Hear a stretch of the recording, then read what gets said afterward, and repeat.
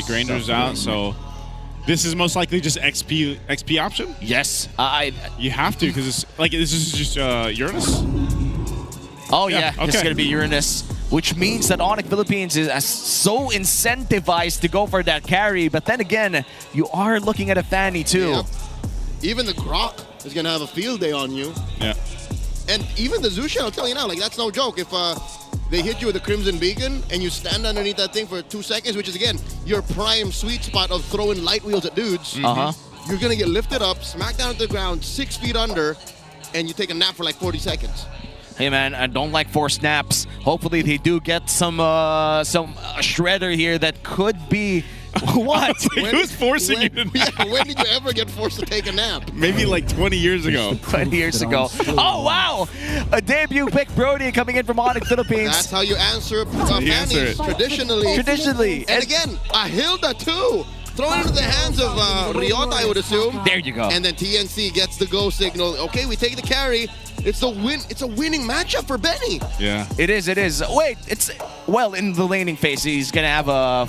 Wouldn't have a field day against a Brody just because of the range matchup. But if he survives that, which is he's so good at that. He's so good at just laying low, just brewing a storm. That's true. And then coming out. This is the situation when I say you win the lane without the lane. Yeah, and hopefully either nobody goes to gold lane or everybody goes to gold lane. And this is going to be match 1, game 1 of our best of 3 here. Once again, this is Onic Philippines versus TNC Pro Team.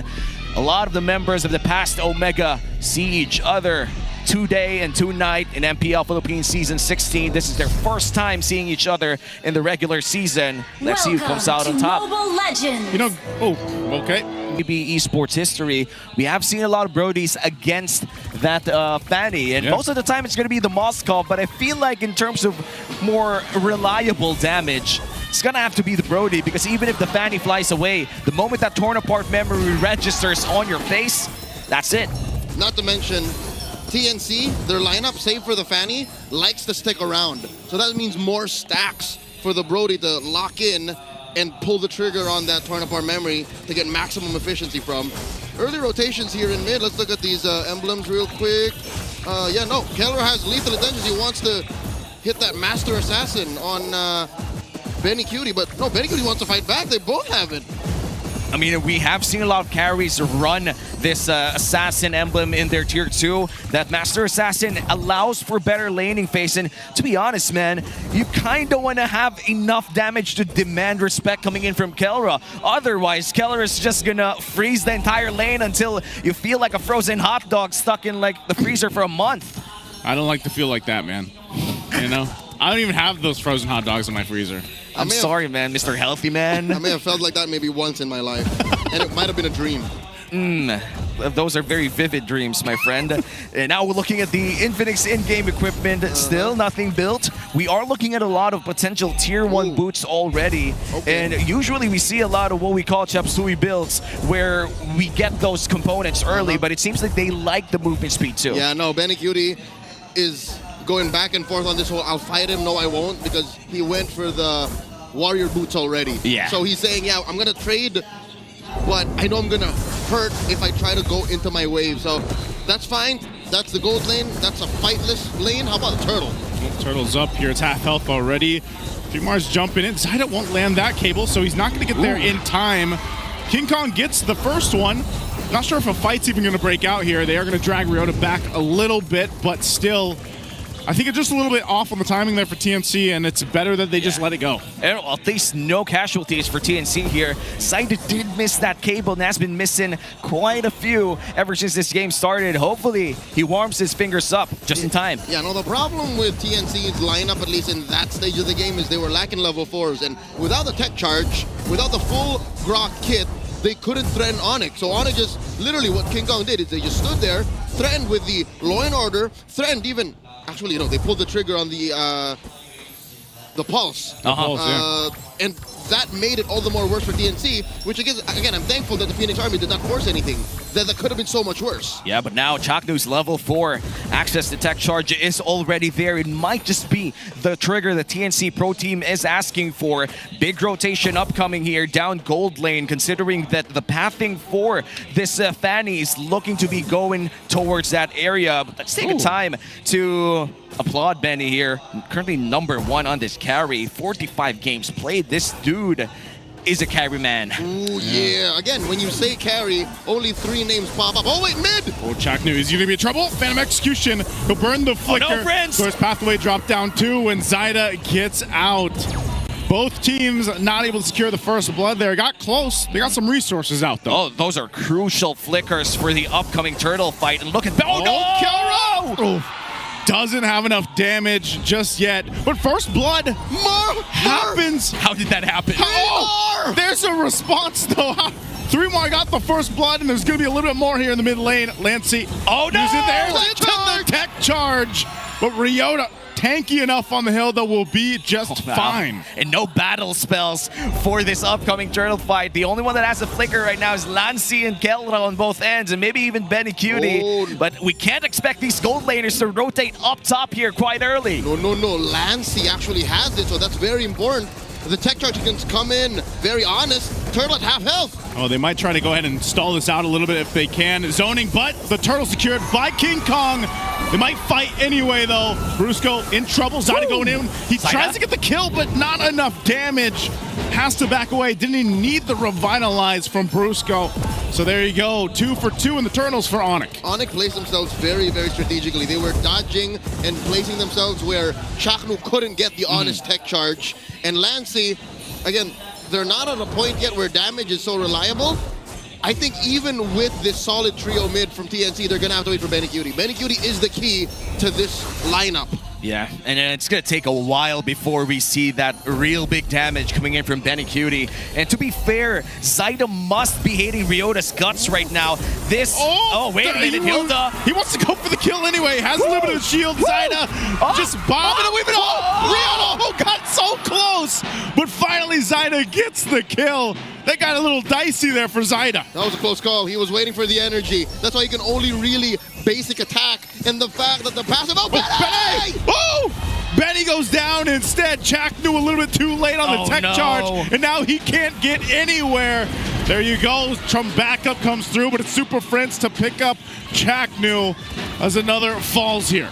Oh man, that's a flicker burn as well coming in from Chaknu. This might just be really bad here for TNC Pro Team as the next upcoming turtle, the roamer, Chaknu himself, wouldn't really have tools to surprise Onic Philippines. Again, it's that flicker.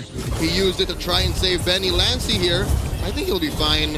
They're just really trying to buy space here so that maybe they can contest that final turtle.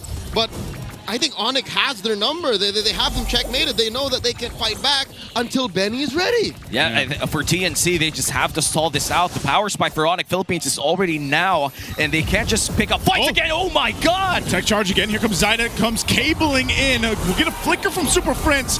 3mar tries to help out. They're onto the turret, though. No. They're in trouble. Takes a couple too many hits as 3mar and Lancey go down, even burning the flickers. No matter how you slice it, dice it, turn it sideways, you need Benny for this lineup to work. Look at these gentlemen, a Uranus, a Grok, a Zushin, and a Fanny. It sounds like I'm setting up a joke, but no, these heroes, they can't really fight back and deal reliable damage to what Onic brings to the table. Yep, they really need that damage coming in from the carry. Chaknu did find a great setup. There was a 2-man tectonic charge near that RBM, but sadly, the DPS coming in from Lancey is just not enough just yet. Zyda did have that burst damage, but again, couldn't really find the targets that they wanted, and a lot of survivability options as well coming in from Onic Philippines. That revitalize coming in from Brusco just allows Onic Philippines to raw dog the entire team fight. Yeah, that's the way they want to play it. They're going to go that way, and it's trouble. Goya's pathway to just force them off this tier 1. Onic Philippines wants this turret. They'll get it. Tier 1 in the mid falls, and they'll look for the next. A lot of pressure. This is where we start to see the pressure towards these purple buffs that are so crucial for Zyda. Ryota Ryota taking some damage. He has to go ahead and back off there. Brusco jumping on in. They just want to take the buff. Chaknu goes in with a tech charge. Brusco falls. Still Chaknu on the run. Here's Zyda swinging in again, looking to get Ryota down. Ryota's still alive. He wants to fight him out. But finally, 3mar will pick it up. So all that for pressure on the purple buff. 2 for 1, too. This is actually an oh my God! King! That was so clean. I'm not sure what Lancey had in mind there. And 0 reaction from our nonchalant King. 4K already for Onic Philippines. And it seems that they're not done yet. They want to push down bottom lane, but 3mar and Chaknu will be able to defend right now. Like TNC Pro Team, what else do they have to do? They shouldn't be trading this way. Again, I think it's come through to them. They heard us through the mics. It has to be Benny. And at that time, they were saying, yeah, Benny, how about you try it now? But 2 items deep, that close, that tight in the purple pit is not where you want to send Benny Cutie. Not right now. Not 8 minutes into a fight where you're down 4K. Yeah. What they should do is, again, send Benny in the far lane. Because, again, Onic, for them to get to him, they have to show up on the map. And Onic can't do that right now. Onic are actually balancing how much pressure do we put on our side of the map and how much do we take away from Zyda and Benny Cutie. They can only do one of these things effectively. And now the Lord already half HP. I feel like TNC really can't contest this. And this is going to be a free Lord. Onic Philippines secures the first Lord of the game and the first 3 turtles too. Perfect objective game so far. See, this is what I'm talking about. Even when they're about 5K ahead and they know TNC can fight back, Onic are still staying a tight unit. They know they have to fight together. Glorious Pathway! Glorious Pathway dropped down. Zyda trying to get his buff. He doesn't get it though. Oh no. Buff stolen. Going to be really difficult because now they have to go ahead and try it to defend the base. Oh, camera will just go ahead and flicker. Straight up flickers, dude. I guess he's just like, I'll just flicker, I guess. Better save the story. I agree. He's like, I played with Chaknu before, man. This man will delay it as much as he can, and he's gonna flicker ult me. And just like that, Brody's back in MPL Season 16. The last time that Brody showed up was in Season 14 by Super Marco, and Falcon's AP brand was still a thing during that time, and it's RSG Philippines too.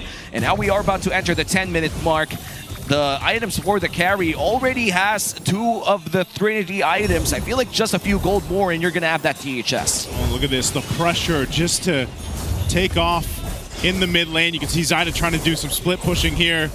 He's taken quite a bit, though, so they know they can clear the Lord out, but they will lose that Holy Shield up top. Oh, no. Chaknu's trying to delay this one here in the mid lane, but that'll pop, too. So now the focus in this base turret. Traction pulse thrown out. Zyda now joining the fight. Glorious Pathway comes on down. What are they going to be able to focus on here? 3mar tanking up a ton of the damage. King Kong will jump in. Thorn Rose, but still, TNC will hold on to the base turrets. Well, at least the inhibitor turrets are still alive. Are threading the needle. In a split second, Chaknu could have said, I'll call it, tech charge into this Lancelot when he comes out, but they know that they have to hold on to it for a time like this here. Oh, Zyda in trouble. He just wants his buff, man. King Kong takes him, they take his buff, and now they're looking for more. A flicker forward from Super Prince. There's a triple for King Kong. He wants to go for the Maniac. He finds Lancey too to get another. And as low as Chaknu is, he'll just go for it. End the game. Chaknu won't give up the Savage.